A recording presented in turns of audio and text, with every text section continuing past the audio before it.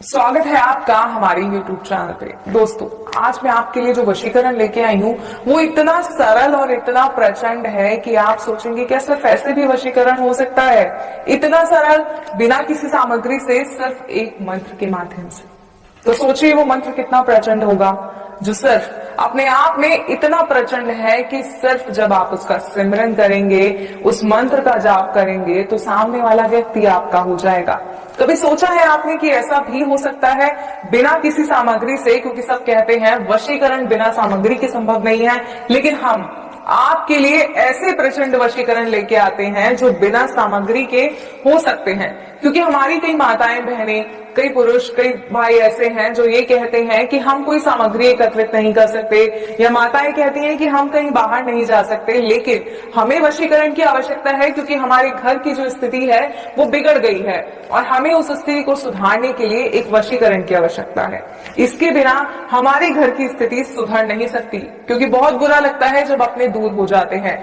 घर में तो साथ रहते हैं, लेकिन दिलों में दूरियां बहुत ज्यादा बढ़ जाती हैं। जी हाँ, अगर इन्हीं दूरियों को आप कम करना चाहते हैं, या आप एक ऐसे व्यक्ति हैं जो अपनी प्रेमिका से बहुत प्यार करते हैं, लेकिन आपकी प्रेमिका किसी और की तरफ आकर्षित हो रही है और आप नहीं चाहते कि वो किसी और से बात भी करे, वो ताउम्र आपकी होकर रहे, या प्रेमिका ऐसा नहीं चाहती अपने प्रेमी के लिए, तो ये वशीकरण जो है इन सभी के लिए प्रचंड वशीकरण है। इस विधि को ध्यान पूर्वक सुनिएगा, सही प्रकार से कीजिएगा। और एक और मेरी खास बात कि किसी भी गलत मंशा से वशीकरण का प्रयोग नहीं कीजिएगा।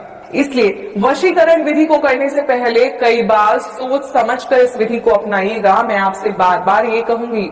और वशीकरण का एक सबसे पहला नियम है कि जब आप वशीकरण कर रहे हो तो कोई आपको देखे ना। जी हाँ, कोई व्यक्ति आपके आसपास ना हो, आप अकेले हो, एक ऐसे स्थान पर हो जहां आप अकेले हो, एकाग्रचित हो, तभी आप जो है इस विधि को कर पाएंगे, इस विधि का असर पूर्ण रूप से हो पाएगा। तो आइए समय ना बर्बाद करते हुए मैं आपको बताती हूँ कि सिर्फ एक मंत्र के माध्यम से कैसे आप किसी को अपने वश में कर सकते हैं।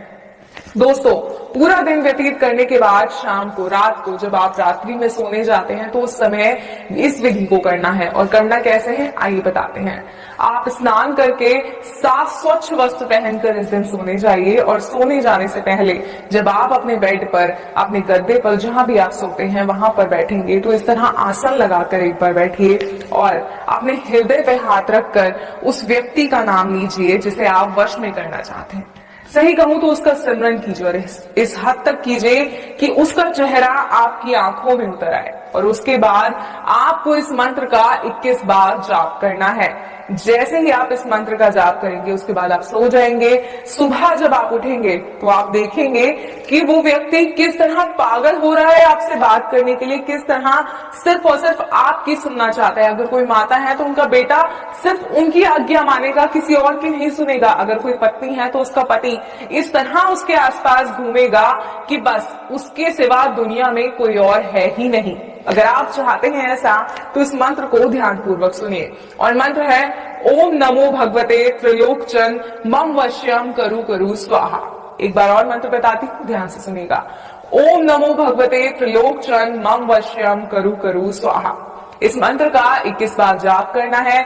व्यक्ति का नाम लेना है। भाग बहुत ध्यान से सुनिएगा कि हृदय पे हाथ रखकर ये पूरी विधि करनी है। कोई आपको देखेगा, इस बात का भी ध्यान करना है। और ये मंत्र आपको 7 दिन तक करना है, और 3 दिन के अंदर अंदर वो सदस्य आपके वश में हो जाएगा। लेकिन विधि को पूरा जरूर कीजिएगा। अगर वशीकरण समझने में कोई समस्या आ रही है तो आप स्क्रीन पे दिए गए नंबर पर कॉल